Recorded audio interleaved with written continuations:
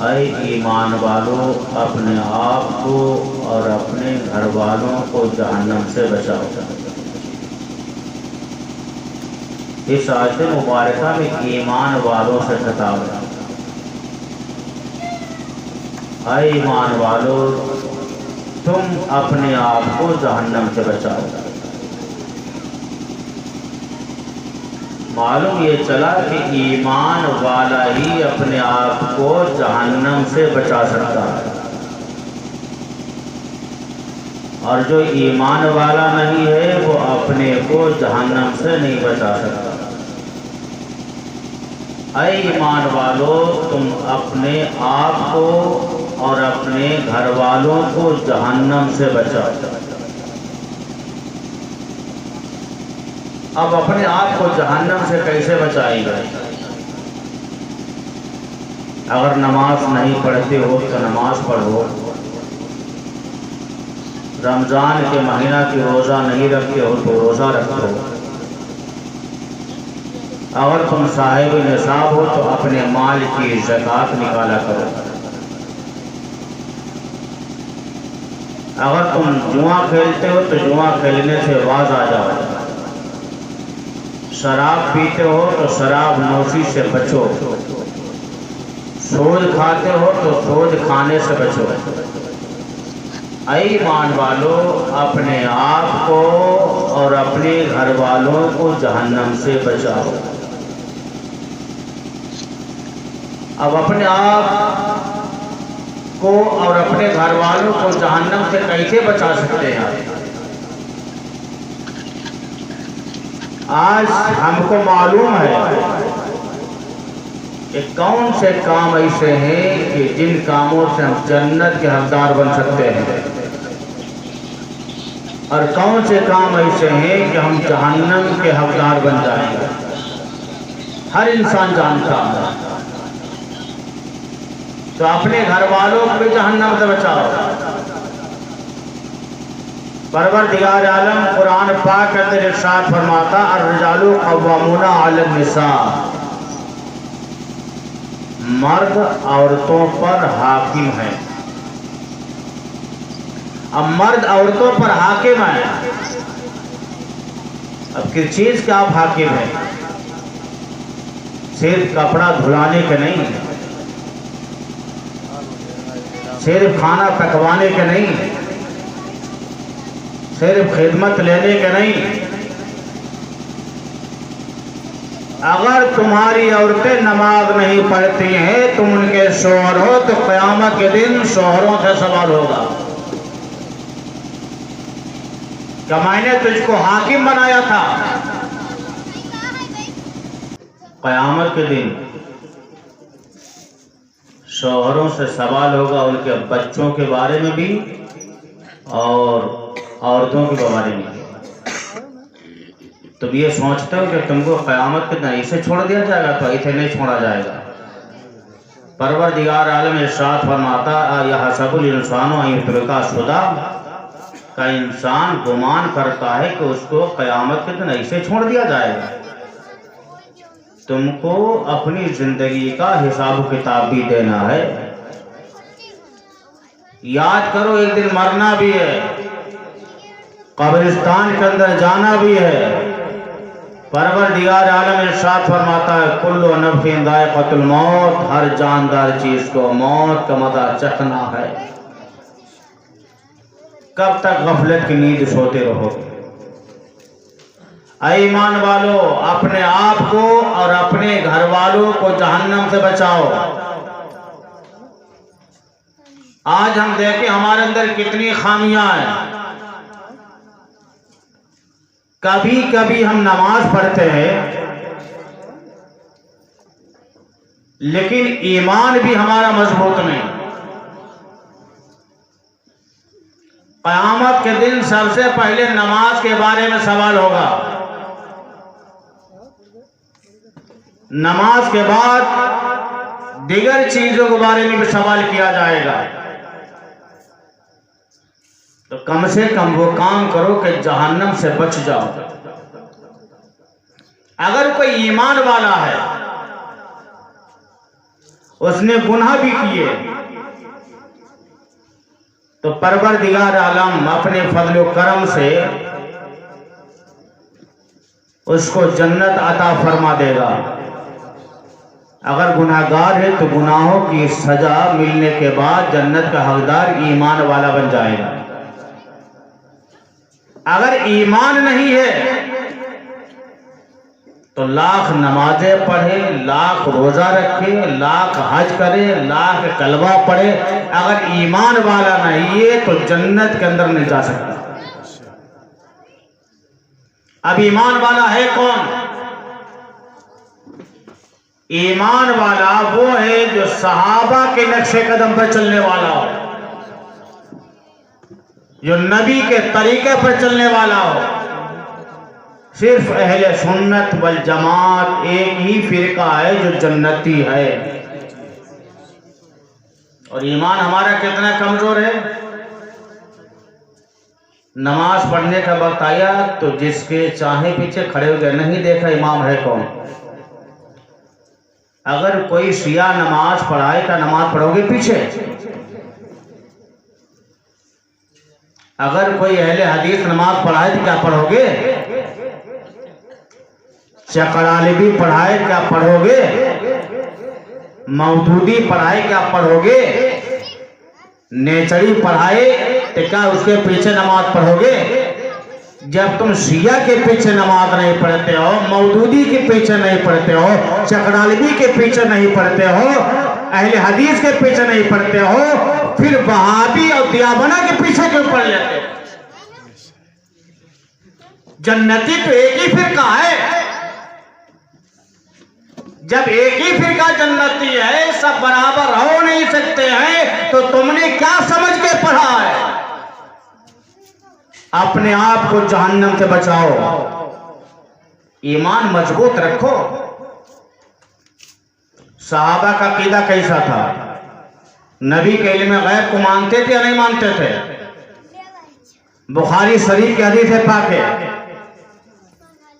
कुरान के बाद सबसे अफजल किताब बुखारी शरीफ की है। बुखारी शरीफ की जिल्दे अव्वल में हदीस पाक मौजूद है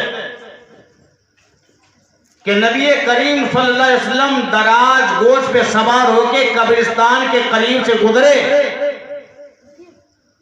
तो आप जिस दराज गोश पे सवार थे वो दो पैरों से खड़ा हो गया। मेरे आका उतरे, मेरे आका ने खजूर की शाख तोड़ी, उसके दो टुकड़े किए, दोनों कब्र पे गाड़ दिया और फरमाया जब तक ये हरी रहेंगी अज़ाब हल्का रहेगा। कब्रिस्तान कितने बार आप गए हो? ना जाने कितने मुर्दों को तुमने दफन किया होगा। क्या तुम्हारी आंखों के अंदर इतनी ताकत है कि अभी तक कितने देखा है कि मुर्दे का हाल कब्र में क्या है कोई भुड़वारा बस्ती के अंदर जिसने 50 सैकड़ों चक्कर कब्रिस्तान के लगाए हो और ये बताया हो कि इस कब्र के पास में गया, कब्र के अंदर अजाब हो रहा था। एक मर्तबा नहीं, 2 मर्तबा नहीं, तुम जिंदगी भर जाओ कब्रिस्तान में रात दिन पड़े रहो, तुमको पता नहीं चलेगा कि मुर्दे का हाल कब्र में क्या है। लेकिन बहरे मेरे मुस्तफा की शान, जिस सवारी पर सवार हो जाते हैं उस दराज गोश का ये आलम है कि वो भी कब्र के अंदर देख रही है। सवार तो देख रहा है, सवारी भी देख रही है। ये किसकी बरकत है? नबी की बरकत कि उसने कब्र के अंदर अजाब देखा तो दोनों पैरों से खड़ा हो गया। मेरे आका ने क्या फरमाया? इन दोनों कब्र वालों को अजाब हो रहा है, दोनों कब्र वालों को अजाब हो रहा है। मेरे आका ने फरमाया एक पेशाब की छींटों से नहीं बचता था और एक चुगलखोरी करता था। फिर मेरे आका ने खजूर की शाख तोड़ी। सहाबा ने अर्ज किया या रसूलल्लाह ये आप तोड़कर क्यों गाड़ते हैं? मेरे आका का इल्म गैब इस हदीस से साबित हुआ नहीं साबित हुआ? नबी ने यह भी बता दिया कि एक चुगलखोरी करता था और एक पेशाब की छींटों तो नहीं बचता था, इसी वजह से अज़ाब कब्र के अंदर मुब्तला हो गया। तो इस हदीस से मालूम चला कि नबी गैबदा है। कहां है वो लोग जो कहते हैं नबी माज़अल्लाह हमारी तरह है? अरे नबी की शान ये है कि नबी जिस सवारी पे सवार हो जाए वो तहत सरा तक देख ले। अब मेरा आका ये भी फरमाता है कि अज़ाब क्यों हो रहा है, और ये भी फरमाया कि जब तक हरी रहेगी अज़ाब हल्का रहेगा। नारे तकबीर, नारे रिसालत, मसलके आला हजरत, फैज़ान आला हजरत, जश्न ईद मिलाद नबी हज़रत अल्लामा मौलाना मुफ्ती मेहताबुल कादिर साहब किबला। नारे तकबीर, नारे रिसालत। अच्छा फैसला करना तुम अपने सीने पे हाथ रखकर, क्या किसी वहाबी दियाबना से आपने नबी के इल्म गैब पर तकरीर सुनी है? नहीं सुनी होगी ना, क्योंकि वो आधी बात बोलते हैं वो आधी छुपाते हैं, आधी बोलते हैं आधी छुपाते हैं। कभी नबी के इख्तियार पर और नबी के इल्म गैब पर तकरीर नहीं की होगी। तकरीर की होगी तो नबी की सीरत पे की होगी कि नबी गालियां खाते रहे, दुआएं देते रहे, नबी पे पत्थरों की बारिश हुई लेकिन नबी दुआएं देते रहे, नबी के जिस्म को लहूलुहान किया गया लेकिन मेरे नबी सब्र करते दुआएं देते रहे। लेकिन ये नहीं देखा कि नबी करीम की बारगाह में एक गिरोह आया था और अर्ज़ किया, या रसूल अल्लाह हम तो देहात के रहने वाले, मुझे कोई पढ़ाने वाला नहीं है, आप सहाबा को भेज दे। तो मेरे आका ने 70 सहाबा को भेजा था जो कुरान के कारी थे, कुरान पढ़ने वाले थे, और उस कौम ने कितना जुल्म किया था। धोखे से सहाबा को बुलवाया और सहाबा को कत्ल कर दिया था। तो मेरे आका ने उनको सजा दी थी या नहीं दी थी? एक एक को पकड़वाया था और उनकी आंखों के अंदर लोहे की मैखों को ठुकवा दिया। क्यों? सहाबा के गुस्ताख थे ना। तो जो नबी का गुस्ताख हो, सहाबा का गुस्ताख हो, उसको तो दुनिया में रहने का भी हक नहीं है। तो ऐ सुन्नी मुसलमानों, अपने ईमान को मजबूत रखो, पेशाब की छींटों से बचा करो। इतने नसीहत हाजिर करें वो लोग जो खड़े खड़े पेशाब कर लिया करते हैं। खड़े खड़े पेशाब कौन करता है? जानवर करता है। परवरदिगार आलम ने तुझे इंसान बनाया है, परवरदिगार आलम ने तुझे अकल अता फरमाई, अपनी अकल का इस्तेमाल कर करेगा। जानवर इस तरह थोड़ी तुम्हें पैदा फरमाया कि खड़े खड़े पेशाब करो और शादी ब्याह में खड़े खड़े खाना खाओ। अपने को मुसलमान कहते हो कि खड़े खड़े खाना खाते हो, खड़े खड़े पेशाब करते हो, शर्म हया करो। परवरदिगार आलम ने तुम्हें जानवर हैवान नहीं बनाया बल्कि इंसान बनाया है। अरे खड़े खड़े पेशाब घोड़ा करता है, गधा करता है, जानवर करते हैं। खड़े खड़े खाना जानवर चौपाया खाते, इंसान नहीं खाता। परवरदिगार आलम ने तुझे अक्ल सलीम अता फरमाई कि शादी ब्याह के मौका पर हम खाना नाश्ता का इंतजाम वो करेंगे खड़े खड़े वाले। कहेंगे स्टैंडर्ड मामला ये है, यानी शरीयत की मुखालिफत करके तो स्टैंडर्ड बन गया। शादी ब्याह के मौका पर कितनी हम शरीयत की मुखालिफत करते हैं, और तुम ये सोचते हो कि हम दुनिया के अंदर हमेशा हमेशा रहेंगे। ऐसा नहीं, याद करो एक दिन तुमको मरना भी है। रसूल कायनात सल्लल्लाहु अलैहि वसल्लम ने इरशाद फरमाया, और इस हदीस के रावी हजरत अली रज़ियल्लाहु ताला अन्हु हैं। हजरत अली फरमाते, मैं नबी करीम सल्लल्लाहु अलैहि वसल्लम की बारगाह में गया, मैंने क्या देखा? रसूल कायनात सल्लल्लाहु अलैहि वसल्लम रो रहे हैं, आंखों से आंसू जारी। हजरत अली ने अर्ज़ किया, या रसूलल्लाह कौन सी चीज ने आपको रुला दिया?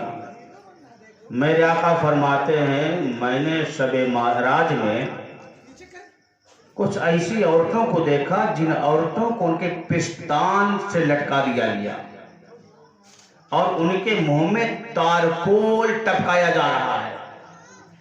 मेरे आका फरमाते ये वो औरतें हैं जो खामखा दूसरों के बच्चों को दूध पिला देती हैं।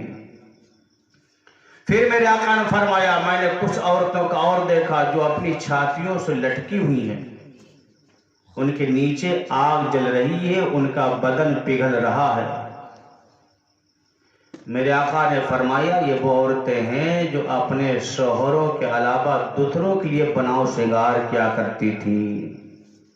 नसीहत हासिल करो सुन्नी मुसलमानों, वो औरतें जो बनाव श्रृंगार दूसरों के लिए क्या करती हैं, उनको छाती से लटका दिया गया, आग नीचे जल रही, जिस्म पिघल रहे। शादी ब्याह में जो श्रृंगार करके औरतें जाती किसके लिए जाती है? वहां श्रृंगार का मर्द के लिए है, अपने शौहर के लिए है। शर्मो हया करो सुन्नी मुसलमानों। आज अगर हमारी माएं हमारी बहनें बगैर पर्दा के रोडों पे निकलती हैं तो वो नौजवान सोचे, जब नौजवान निकलता है और कोई अगर चेहरा छुपाकर नहीं बल्कि सज धज कर कोई लड़की निकलती है तो नौजवान उसको घोर घोर कर देखता है। अरे जब तू देखता है दूसरों की बच्चियों को, जब तेरी बहन निकलेगी तो ये गुमान कर ले कि तेरी बहन को दूसरे लोग भी देखते होंगे। नारे तकबीर, नारे रिसालत, मसलके आला हजरत, फैजान आला हजरत, जश्न ईद मिलादुन नबी, नारे तकबीर, नारे रिसालत। ऐसे दिल तुम्हारे अंदर है, वैसे दिल दूसरों के अंदर है। जब दूसरे की बहनें बगैर पर्दा के निकलेगी तुम झांक झांक कर देखोगे, ताकबाजी करोगे, ठट्ठाबाजी करोगे। जब तुम्हारी बहनें निकलेंगी और दूसरे लड़के खड़े होंगे, वो भी तो इंसान है। तो दूसरे को अपने ऊपर कयास करो। अगर दूसरे की बहनें निकलती हैं हम ठट्ठाबाजी करते हैं, हम उनकी तरफ घोर घोर देखते हैं। अगर हमारी माँ बहनें निकलती होंगी तो हमारी माँ बहनों का इसे देखा जाता होगा। हर इंसान को दूसरे के आंख में तिनका तो नजर आ जाता लेकिन अपनी आंख का छींटर नजर नहीं आता। तो सुन्नी मुसलमानों अपने माहौल को दुरुस्त करो।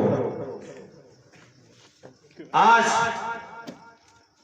बेपर्दगी आम हो चुकी है। एक हदीस के अंदर आया है, गालिबन इस हदीस के रावी हजरत अम्मार बिन यासिर हैं।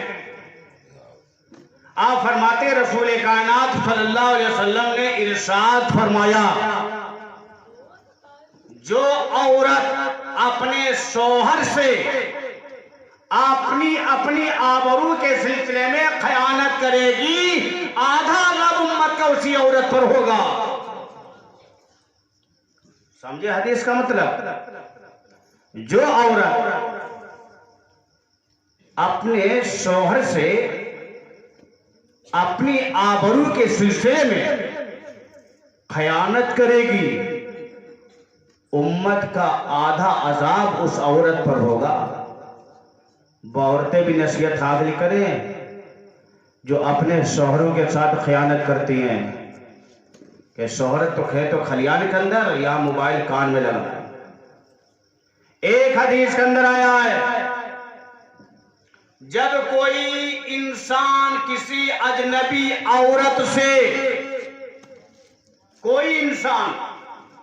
कोई शख्स अजनबी औरत से नाजायज गुफ्तगू करता है तो एक कलमे के बदले में 1000 साल उसको जहन्नम में मुक़य्यद रखा जाएगा। एक कलमा, एक बात, जो इंसान अजनबी औरतों से नाजायज बात करता है तो एक कलमे के बदले में 1000 बरस जहन्नम के अंदर मुक़य्यद रखा जाएगा। रात बात 11 बज गए, 12 बज गए, 1 बज गया, कानों में मोबाइल लगा है, रोडों पे बात हो रही, किससे बात हो रही है? ये नाजायज गुफ्तगू नहीं, क्या जायज गुफ्तगू हो रही है? नसीहत हासिल करो सुन्नी मुसलमानों। हमारे हालात कितने बदतर हो चुके हैं और आज पर्दे का आलम है। जिसको पर्दा करना है वो करता नहीं और जिसको जरूरत नहीं वो घूंघट काढ़ेगी। 60 साल की 70 साल की बुढ़िया निकलेगी तो पर्दा पर निकलेगी, उसके साथ होगी 20 साल की 18 साल की 25 साल की जवान लड़की तो सज के बगैर पर्दा के निकलेगी। क्या मुसलमानों की यही शान होना चाहिए? और 60-70 साल के लिए इतना पर्दा जरूरी नहीं था जितना पर्दा इस जवान लड़की के लिए जरूरी था। लेकिन आज माहौल बड़ा हमने बदल के रख दिया। शादी ब्याह के मौका पर वो फैशन, वो सजावट, वो बनाव श्रृंगार होता है।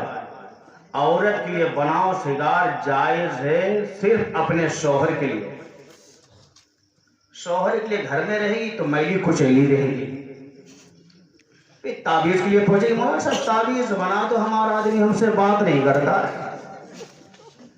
अरे तूने बनाव श्रृंगार किया था तो अपने शौहर के लिए कर लेती। घर में तो मैली कुचैली, और बारात ब्याह में जब गैरों को दिखाना तो सज के जा रहे। याद करो एक दिन मरना है, मरना। ये हंसने की बात नहीं है, ये नसीहत की बात है। एक दिन मरना याद करो। अगर कोई बाप ये सोचता है कि बच्चियों के बारे में सवाल नहीं होगा, या कोई जवान भाई ये सोचता है कि मेरी बहनों के बारे में हमसे सवाल नहीं होगा, सवाल किया जाएगा तुमसे। मेरे आका ने फरमाया है कि 3 आदमी जन्नत की खुशबू भी नहीं सूंघेंगे। तो कौन 3 मर्द हैं? माँ बाप का नाफरमान। इससे वो नौजवान नसीहत हासिल करें जो अपने माँ बाप को गालियां देते हैं, माँ बाप की नाफरमानी करते हैं। माँ बाप का नाफरमान जन्नत में नहीं जाएगा। फिर मेरे आका ने फरमाया दयूस जन्नत में नहीं जाएगा। फिर मेरे आका ने फरमाया वो औरतें जो मर्दों की नकल इख्तियार करें, मर्दों की शक्ल इख्तियार करें, मर्दाना लिबास पहने, मर्दाना जूता पहने,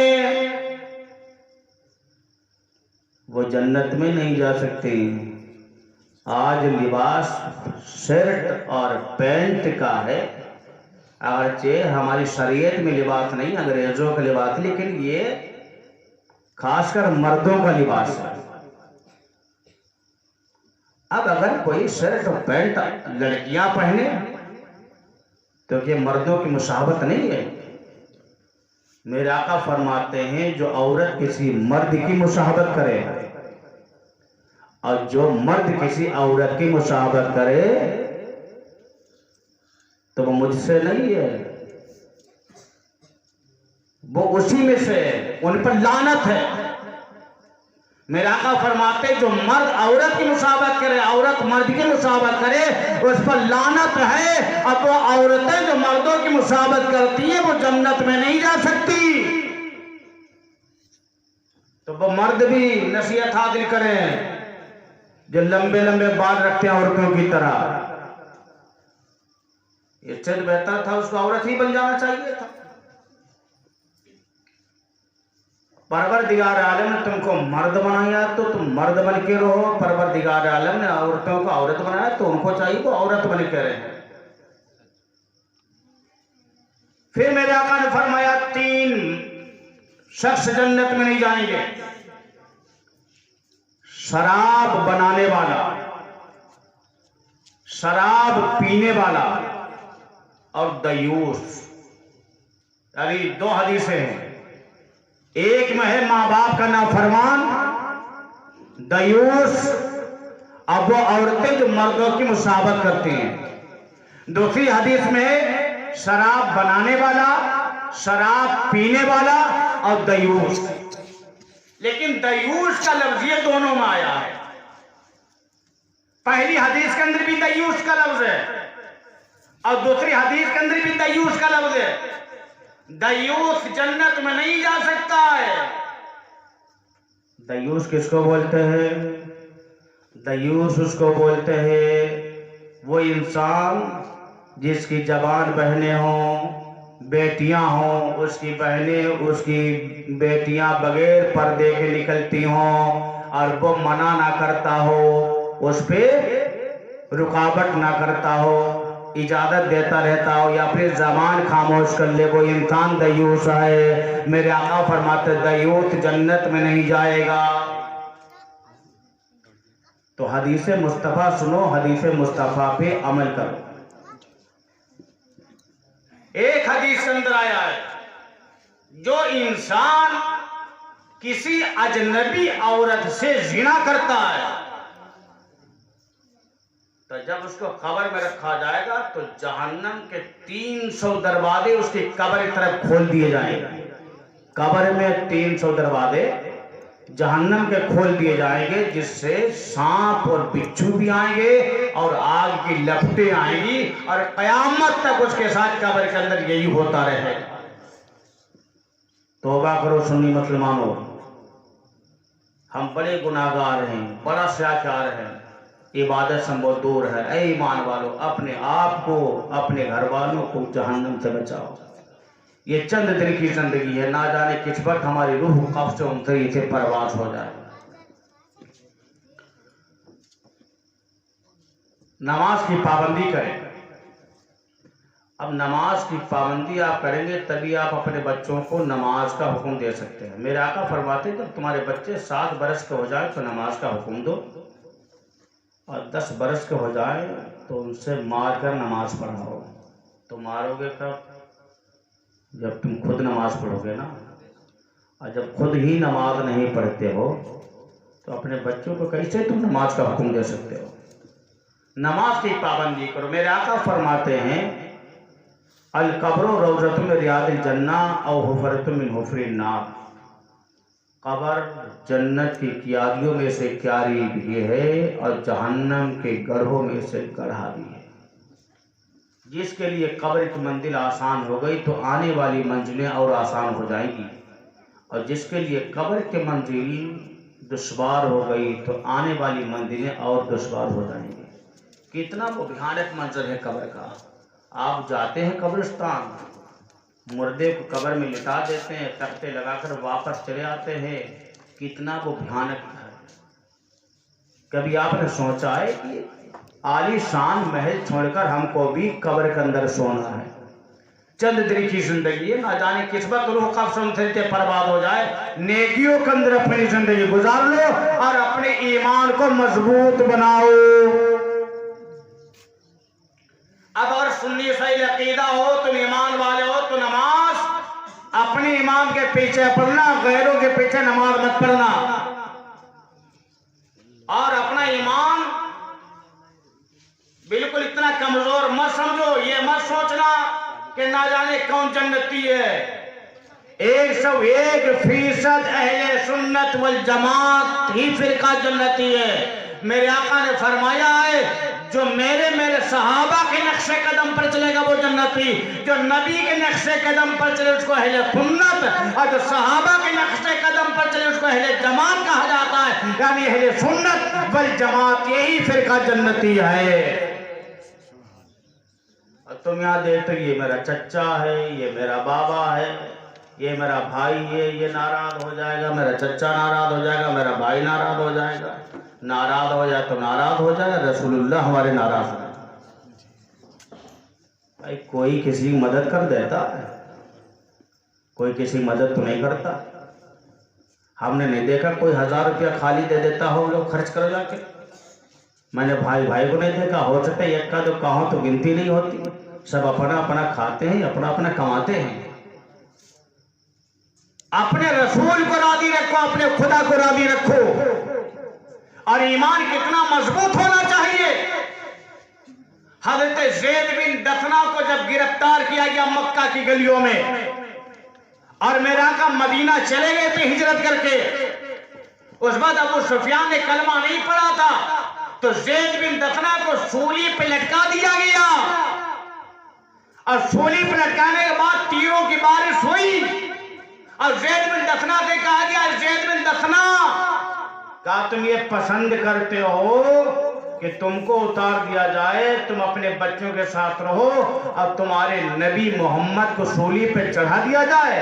तो हजरत दफना सूली पे चढ़े थे, आंखों से आंसू जारी हो गए। और आप फरमाते हैं, ऐ कुफार मक्का सुन लो, मुझे सब कुछ गवारा है, लेकिन ये गवारा नहीं कर सकता हूं कि मेरे नबी के पांव में कांटा भी चुभ जाए। कितना अच्छा ईमान, कितना मजबूत ईमान था। आज हमारा ईमान कितना कमजोर है। हमको नमाज पढ़ने से मतलब है, अगर सब बराबर है, आप लोग नमाज पढ़ते हो सब बराबर है, तो भाई हमारे पीछे नमाज पढ़ने में क्या इतराज है। अगर मैं ये बात कर दूं, क्यों इतनी दूर जाते हो, पूरा पूरब का मोहल्ला है, जामा मस्जिद में रुक जाए, मेरे पीछे नमाज पढ़ ली। जब सबके पीछे नमाज हो जाती है तो मेरे पीछे कौन सा इतराज है। गलत करो मैं क्या? वो लोग जो कहते सब बराबर है, जब सब बराबर है तो क्यों इतना लंबा सफर किया जाता है। सब बराबर नहीं, मेरे आका ने फरमाया अब सब बराबर नहीं, और तुम कहते हो सब बराबर है। तो ताज्जुब आज इंसान की अकल पर। सुन्नी मुसलमानों, परवरदिगार आलम ने तुमको अकल अता फरमाई है, अपनी अकल का भी कभी कभी इस्तेमाल कर लिया करो।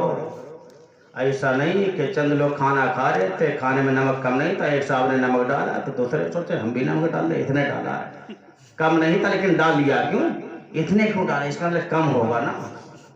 अपनी भी तो पहचान रखो।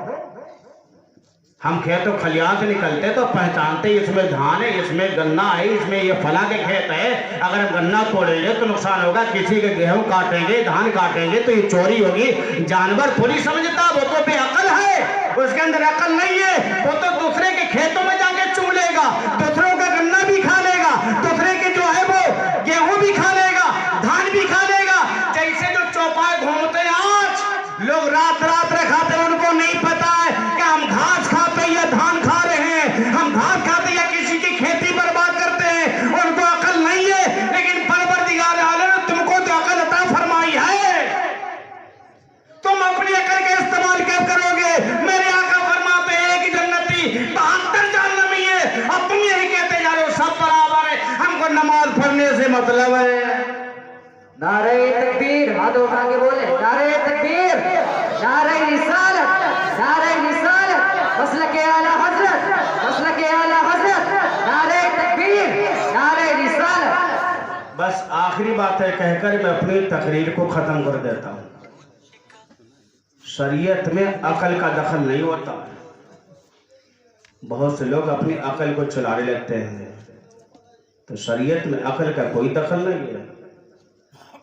नबी ने जो फरमा दिया उस पर अमल करो, समझ में आए या ना आए। हजरत इमाम जाफर सादिक को ये शिकायत मिली कि इमाम आजम अपनी अकल से कुछ मसाइल का हल कर देते हैं, हदीस के खिलाफ। इमाम जाफर सादिक ने हजरत इमाम आजम को बुलाया और इमाम जाफर सादिक ने फरमाया, ऐ इमाम आजम, हमको तुम्हारे बारे में ऐसी ऐसी खबर मिली है, तुम अपनी अकल से मसाइल बता देते हो जिसका कुरान हदीस से कोई सबूत नहीं होता। तो इमाम आजम ने अर्ज किया, हुजूर ऐसी कोई बात नहीं, अगर मैं शरीयत में अकल को दाखिल करता तो हम हैज और निफास की हालत में औरतों के लिए रोजे की माफी दे देता, लेकिन नमाज की माफी ना देता, क्योंकि नमाज और रोजे में अफजल नमाज है। लेकिन कुछ अयाम ऐसे होते हैं औरतों के कि उस पर नमाज तो माफ हो जाती है लेकिन रोजे माफ नहीं होते हैं। अकल तो ये चाहती है कि जो आला चीजों को माफ नहीं होना चाहिए था, जो आला से कम दर्जा को उसको माफ हो जाना चाहिए। लेकिन रोजा माफ नहीं है, नमाज माफ है। और भी इसके ताल्लुक से हैं। इमाम आजम ने फरमाया, मैं अपनी अकल को दाखिल नहीं करता हूं, तो इल्म हासिल करो, अपने सुन्नी उलमा की तकरीरें सुना करो। जब अपने उलमा की तकरीरें सुनोगे इंशाअल्लाह तुम भटकोगे नहीं। और अपने बच्चों को जहाँ पे तुम इंग्लिश पढ़ाते हो, हिंदी पढ़ाते हो, ज़रूरी है पढ़ाना, लेकिन दीन की तालीम भी दिया करो। आज अगर कोई बच्चा पढ़ने जाता है तो क्या इसको मौलाना बना के धोखा मारेंगे, ये करेगा क्या? इसको 4,000-5,000 रुपये तनख्वाह मिलेगी, अपने बच्चों की परवरिश कैसे करेगा? ये सोच विचार मत करो। किसी आलिम हाफिज को तुमने भूखा मरता नहीं देखा होगा। आलिम हाफिज बन जाता है तो उसका इंतजाम परवरदिगार आलम ही कर देता है। हजरत इमाम आजम रहमतुल्लाह अलैह के पास कुछ मेहमान आए, आपने एक दुकान से दूध मंगवाया तो एक बच्चा दूध लेकर आया, तो दूध रखने का तरीका ही निराला था। इमाम आजम रहमतुल्लाह अलैह ने फरमाया, बेटा जब प्याली लेने आना तो तुम ही आना। कहा ठीक है। वो बच्चा आया, प्याली लेकर चला। इमाम आजम ने फरमाया, बेटा तुम यहाँ काम करते हो? कहा हाँ। कहा तुम्हारे वालिद कहाँ? बोले मेरे वालिद का इंतकाल हो गया है, मेरी माँ ने इस दुकान पे लगा दिया कि घर का खर्च भी चलाना, लिया था दुकान पे काम क्या करो। क्या कितनी तनख्वाह मिलती है? बच्चे ने कहा 1 हफ्ता में 1 दिरहम मिलता है। इमाम आजम ने फरमाया कि तुम मेरे पास आया करो, हम तुमको 1 हफ्ता के 2 दिरहम देंगे। अब बच्चा दुकान पे नहीं जाता है, सुबह को घर से आता था इमाम आजम की बारगाह में, शाम को चला जाता। 1 हफ्ता के बाद इमाम आजम ने उसको 2 दिरहम अता कर दिया। जब माँ के पास लेकर पहुंचा तो माँ ने कहा, बेटा तुम्हारा वजीफा तो 1 दिरहम था, ये 2 दिरहम कैसे? क्या मालिक ने बढ़ा दिया है? कहा अम्मी बढ़ा दिए। अब वो दुकान पर नहीं जाता है। औरत को पता चल गया कि आज ये 2 दिरहम लेकर आया तो मालिक बहुत अच्छा है, तो मालिक का शुक्र अदा करने के लिए दुकान पर आई। और आपकी बड़ी मेहरबानी है कि आपने मेरे बच्चे की तनख्वाह बढ़ा दी, आज 2 दिरहम दे दिए उसको। तो दुकान वाला बोला, तेरा बच्चा तो यहाँ आता ही नहीं, 1 हफ्ता हो गया और देख आज भी नहीं आया। फिर कहाँ है बच्चा? दुकान वाले ने कहा सामने जो मस्जिद है वहाँ पे एक मौलाना साहब बैठे हैं, उनके पास होगा। इमाम आजम रहमतुल्लाह अलैह थे, औरत गई, बोली वाह तुमने हमारे बच्चे को यहाँ रोक लिया, ये मौलवी बनेगा, मौलवी बन के क्या खाएगा? बच्चे का हाथ पकड़ा और लेकर फिर दुकान पर लगा दिया। लेकिन इमाम आजम की बारगाह में फिर वो बच्चा आया। इमाम आजम ने फरमाया कितने दिरहम देता है 1 हफ्ते में? कहा 3 दिरहम। इमाम आजम फरमाते हम तुझको 5 दिरहम देंगे, यहाँ जाकर। वो 5 दिरहम लेकर पहुंचा। औरत को मालूम चला, फिर आई, नाराज होने लगी।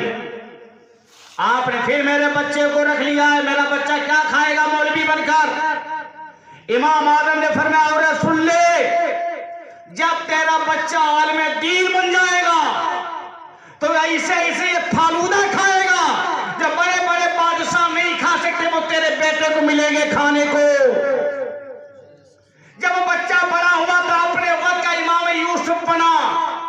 हजरत इमाम यूसुफ जो वक्त के काजी होते हैं, कादिल कुजात होते हैं, हजरत इमाम यूसुफ। हारून रशीद का जमाना है तो हारून रशीद ने पिस्ता का फालूदा बनाया और फरमाया, इमाम यूसुफ ये तुमको तो रोजाना मिलेगा, लेकिन मैं हफ्ते में 1 बार खाता हूं।